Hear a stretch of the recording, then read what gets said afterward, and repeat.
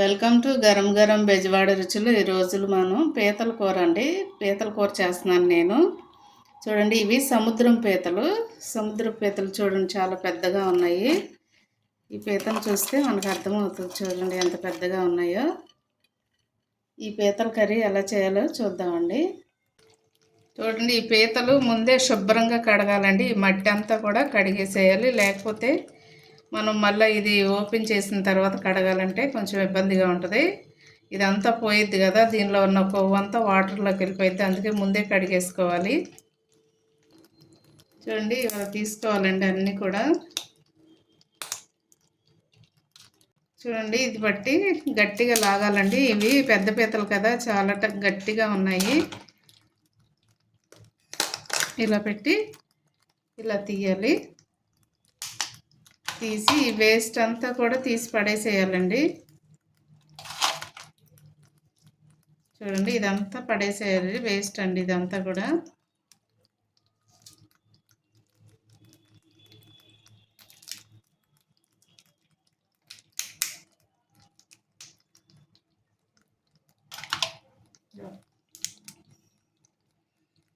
పీతకి అన్నీ కూడా నీట్గా తీయాలండి, లేకపోతే బాగా నీసు వాసన వస్తుంది. ఇది కడగటం కూడా చాలా నీట్గా కడగాలి.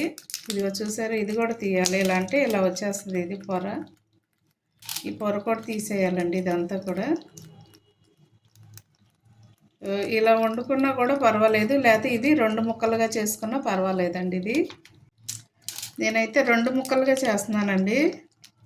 మీరు కావాలంటే 1 ముక్కగా ఇలా వండేసుకున్నా పర్వాలేదు.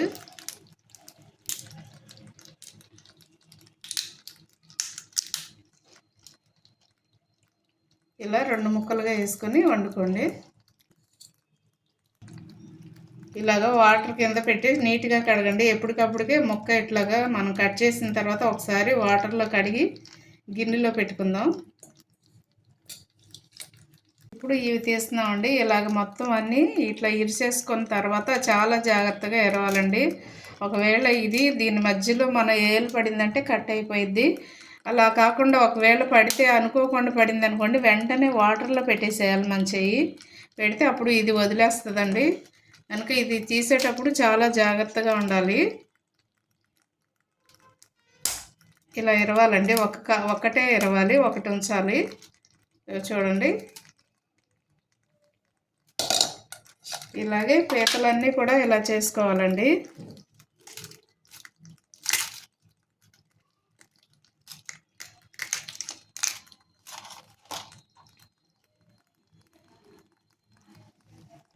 అన్ని పీతలు కూడా ఇలాగే చేసుకోవాలి. మనం ఇంట్లో చేసుకుంటే కనుక నీట్గా ఉంటుంది.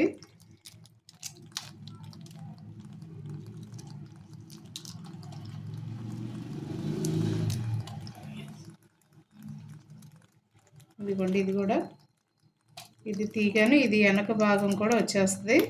ఒక్కసారి వాటర్లో మనం కడగాలి. ఇది కడిగిన తర్వాతే మనం వేసుకోవాలి. చూడండి, ఇది 2 ముక్కలుగా చేస్తున్నాను. ఒకవేళ మరీ చిన్నవి అనుకోండి, అలా వండేసేసుకున్నా పర్వాలేదు.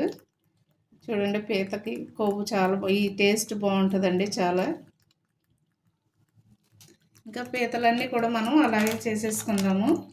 ఇదిగో ఇది ఒక్కటి చూడండి, ఇదైతే ఇట్లా ఉంటుంది కదండి. ఇది మనం ఇలా పెట్టి ఇరిచేస్తే వచ్చేస్తుందండి.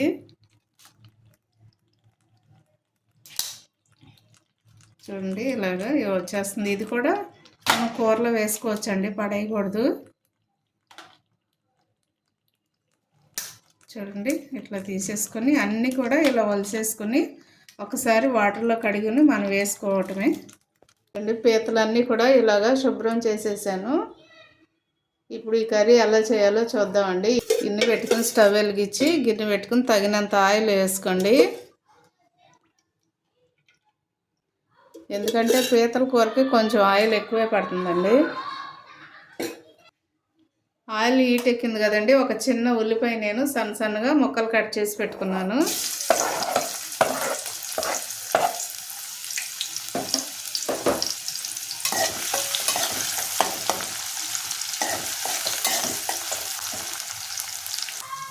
కొంచెం కరివేపాకు వేస్తున్నానండి నేను.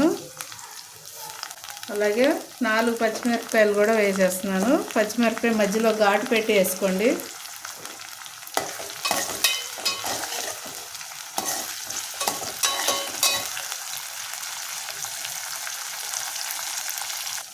ఇప్పుడు దీనిలో పీతలు వేసేస్తున్నానండి.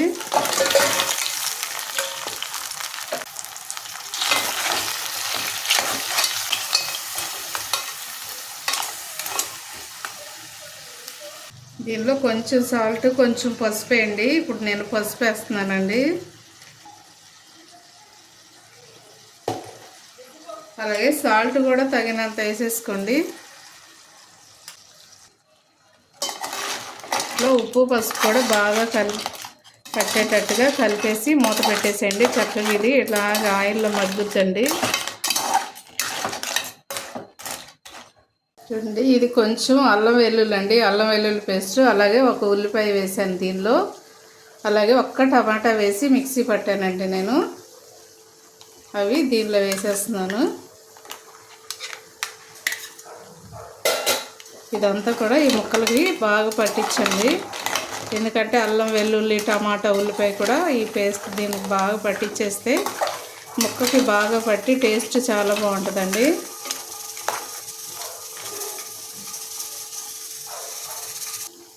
చూడండి, 1 స్పూను ధనియాల పొడి కూడా వేస్తున్నానండి.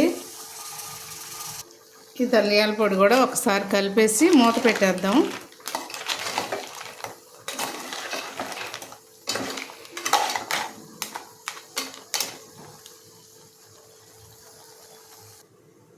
ఒకసారి మూత తీసి చూద్దామండి. కారం కూడా వేసేసుకుందాము.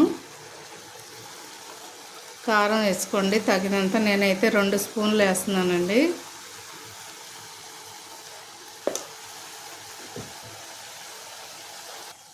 చూడండి, కారం కూడా ఇలా పట్టించేసి సిమ్లో పెట్టేసి మూత పెట్టేసేయండి.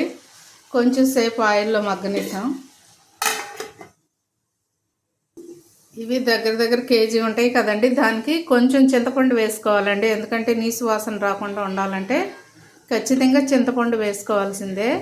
చూడండి, కొంచెం నానబెట్టుకుని ఈ పులుసు మెత్తగా ఇలాగా కలిపేసుకుని ఈ పులుసు దీనిలో వేసేసుకుందాము.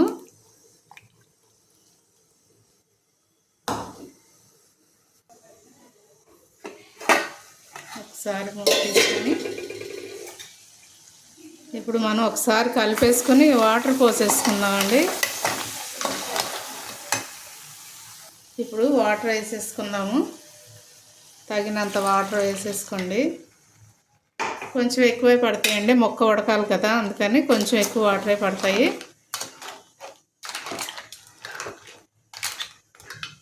దీనిలో ముందుగా మనం కలిపెట్టుకున్న చింతపండు నీళ్ళు కూడా వేసేస్తున్నాను.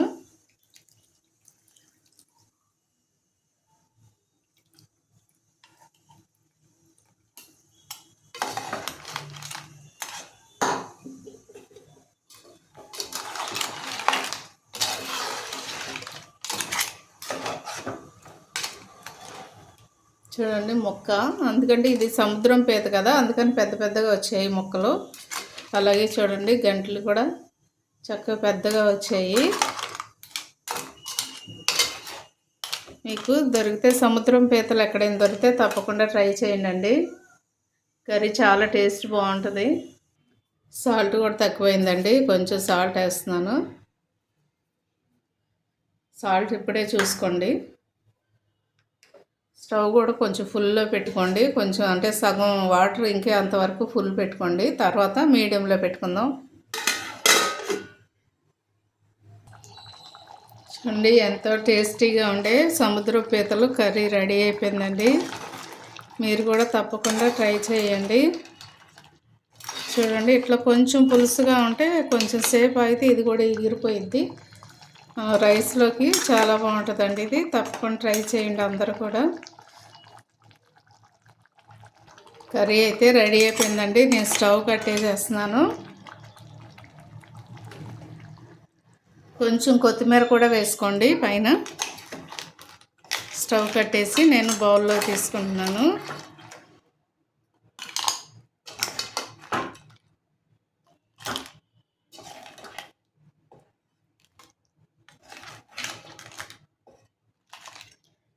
ఇవి మనకి సముద్రంకి వెళ్ళినప్పుడు దొరుకుతాయండి. మనం బీచ్కి వెళ్తూ ఉంటాం కదా, అప్పుడు దొరుకుతాయి. చూసి తెచ్చుకోండి. పెద్దవి అయితేనే టేస్ట్ బాగుంటుందండి, చిన్నవి అయితే బాగోదు అంత టేస్ట్. చూడండి ఎంతో టేస్టీగా ఉండే సముద్ర పీతలు కర్రీ రెడీ అయిపోయింది. అలాగే మీరు కూడా తప్పకుండా ట్రై చేయండి.